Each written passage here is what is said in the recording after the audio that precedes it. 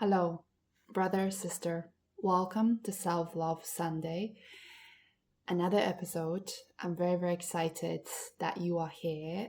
Whether it's your first time or coming back, I'm honored to welcome you. And I'm honored that you are here to help you with the healing journey, with the guidance through possibly one of the most difficult times of your life. I imagine that since you are here, you're probably starting to see a pattern within your life. Maybe you realize that you are the one always overgiving. Maybe you already feel drained, unseen, stretched to the limits.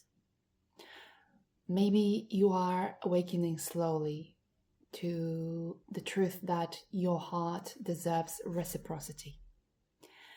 You're not broken. You are not behind. You are simply remembering who you truly are at the core. Let's take a deep breath together. And exhale slowly.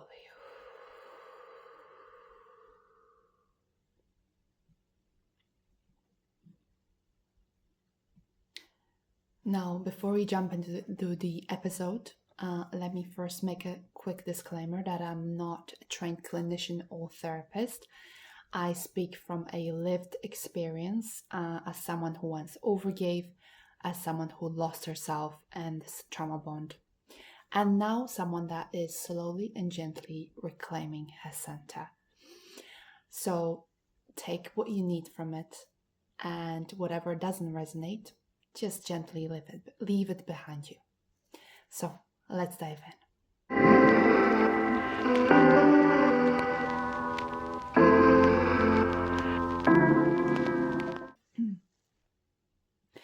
So why don't we start by saying and talking about what overgiving really is? Some core points that stand out to me are, first, overgiving is not generosity. It is actually self-abandonment wrapped in survival strategy. Number two, it usually begins in a childhood, a nervous system that learned that love must be earned, not received freely. Point number three, overgiving is a way to feel safe, wanted, or significant. Number four, it is not a flaw. It is an outdated protection strategy. And number five, at the moment you see it, even gently, you are already shifting out of it. So you learned to give because it helped you survive. That version of you is incredibly wise. And now a newer version of you is emerging, also very wise, that knows that this is no longer serving you. And that version wants to give without disappearing, without shrinking yourself. So, what are some signs that you are overgiving? So, possible signs. You explain, justify, and apologize for your needs almost instantly. You feel anxious when someone is disappointed in you. You feel guilty when resting or receiving. You chronically choose people's comfort over your own. So perhaps you automatically agree to something without first checking in with yourself. You measure your worth of how useful you are. And that can show up in a relationship, in a romantic relationship, but it can also show up at work too. Start seeing and noticing if that's a common theme within also other areas of your life. The next point is you often attract relationships where you are the emotional caretaker. Now, none of these signs make you wrong. They simply show you the places where your inner child is still trying to keep everyone happy so she can feel safe, or she or he can feel safe. So just be patient and kind, because it is genuinely the inner child that is seeking safety. What is wrong with that? There's nothing wrong with that. So just recognize it for what it is and be loving towards that part of yourself that just tried to keep you safe and protect you. So, why overgiving happens in trauma bonds specifically? Trauma bonds create a cycle of highs and lows, which hook our nervous system, right? The next natural thing would be that overgiving becomes a way to stabilize the relationship. Next, you give in hopes of receiving recognition or emotional consistency. You give because intermittent affection feels like hope. So remember the ups and downs, the uncertainty when the next love sign will come from. This you start living for it. So I would even say that trauma bond relationships deepen the childhood way of being, the protection mechanisms. Those deepen when we're dealing with a very, very toxic individual.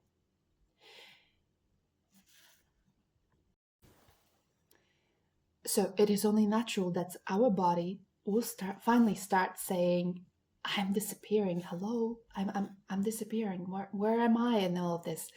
And see how smart your body is to point that out. It's not going to leave you there for the rest of your life unaware of what's happening. That awareness is not for you to feel shame and guilt about what's happened.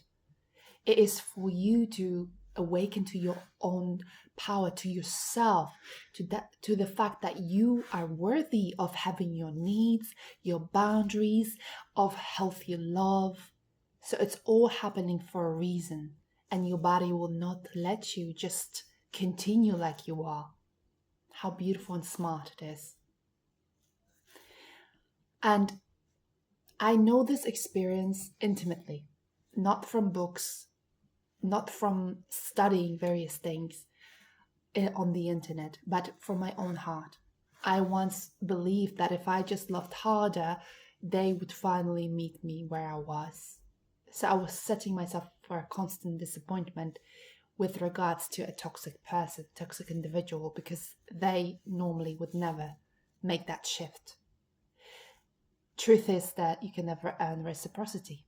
You can only honor yourself into receiving it.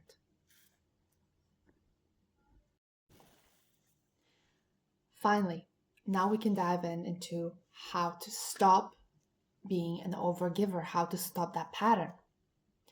Point number one, pause before saying yes. So slowing down. Instead of rushing into giving, place a breath between the request and your response.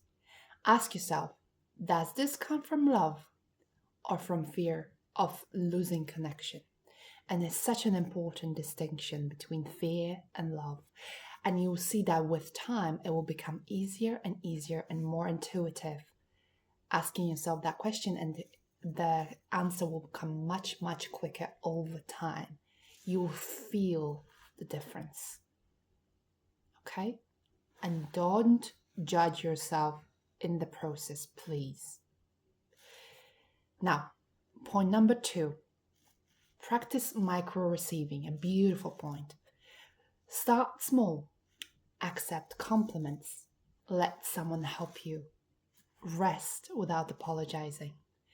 Your nervous system needs to learn that receiving is safe. Do you ever notice how you have difficulty with one of these three that I just mentioned?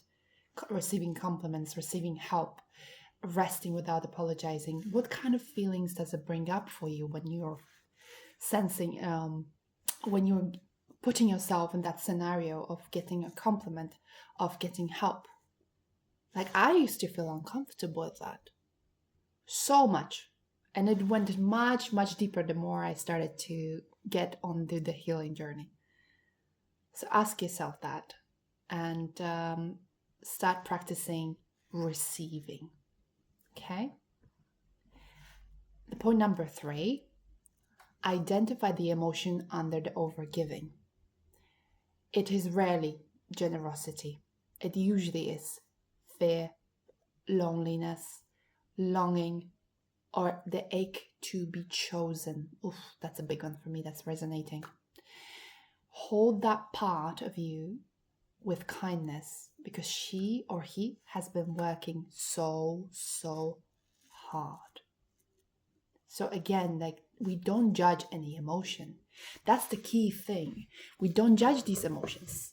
We just learn to recognize where they're from. But if I identify, oh, I was about to overgive from the place of fear, that's not your place now to judge yourself and be like, oh, like I'm doing it wrong, like I'm broken, blah blah blah. No, of course not. This is just patterns. My love, these are patterns and you're gonna get them out of your system. Promise you. Just keep on being consistent. Keep on forgiving yourself. Keep on being gentle with yourself. Keep on being patient with yourself and don't judge yourself, okay? As I said, that part of you, your body has been working so hard. So honor it. Honor that part of you. Treat it with kindness. Point number 4, set one gentle boundary for yourself. It doesn't have to be a big one, but just one tiny boundary. Examples could be, I need a little time to get back to you on this text. Or I'm not available today to do what I normally would agree to.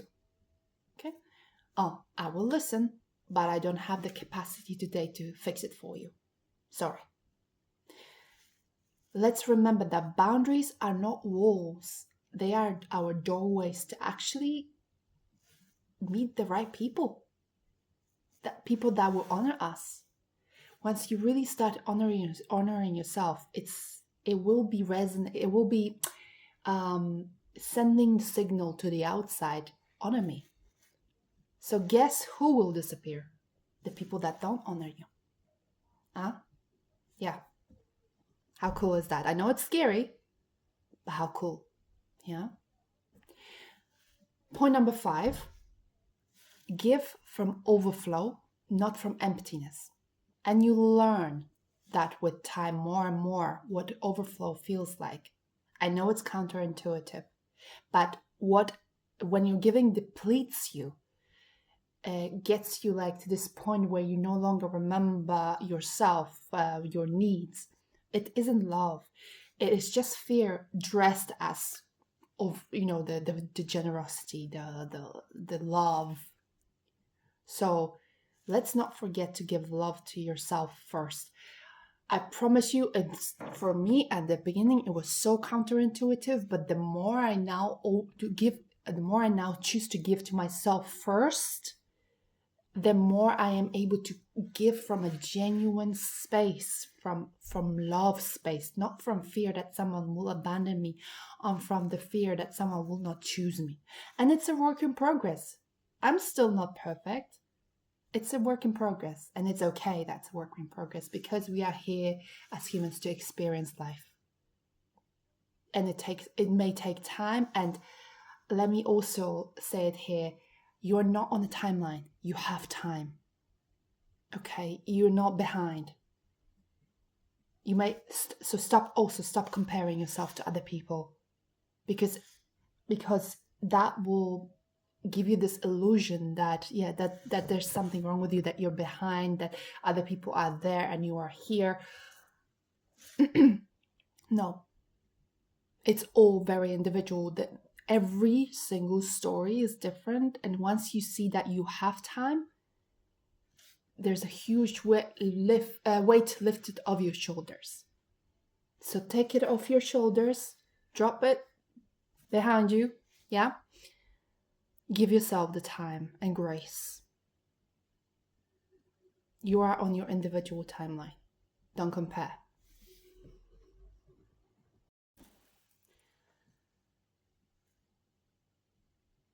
And those are the 5 points. So now let's talk about rewriting your self-narrative. I want to honor you today. your courage, your softness, your remembering. You start within by slowing down, taking a breath, speaking gently to the part of you that learned that love is conditional. You thank her for protecting you. Thank her or him. And you let her know or him know, you don't need to earn love anymore. I am here now. I've got you. You are not behind, as I said. You're not failing. Your story is not late. You are rewriting it one breath at a time, one brick at a time.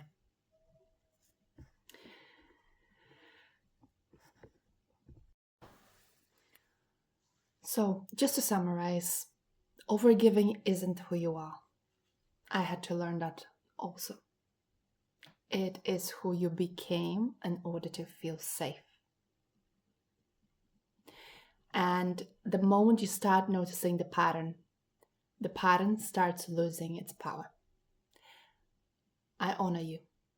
I honor you again for choosing yourself, for doing the work on yourself, for being curious about yourself, despite the pain that you're going through. I'm so proud of you for you slowly awakening to your true worth, to the value of your heart, which is endless, infinite. If this resonated, make me a little promise. Take one moment today, just one, to offer yourself something before you offer it to the world. A breath, a pause, a kind word to yourself, a bit of rest. You deserve reciprocity. You deserve spaciousness. You deserve the love that doesn't drain you. And I am here with you on that journey.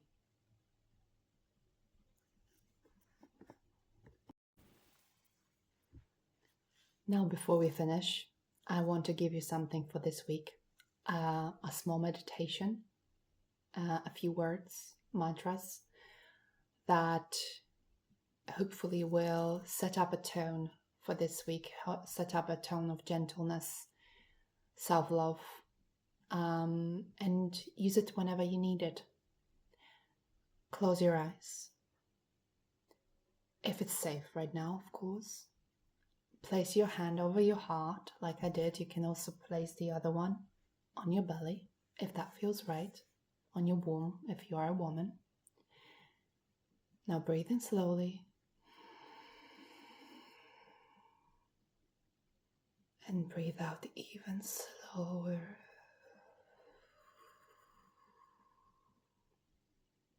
And now whisper to yourself, I am safe to rest. I am safe to rest. I am safe to receive. I am safe to receive. I am safe with myself. I am safe with myself. Feel your shoulders soften. Feel your breath deepen. Let your body know it doesn't have to go overgive anymore. You can open your eyes now. Thank you so much for joining me this week. I hope you got something wonderful out of this episode. Comment down below if you have any other ways of implementing giving from the overflow rather than from the depletion. And I'd love to hear from you. I'd love to hear your interactions below. And yes, share the love as well for other people. Share the love. Thank you again for joining me. And we'll see you next week.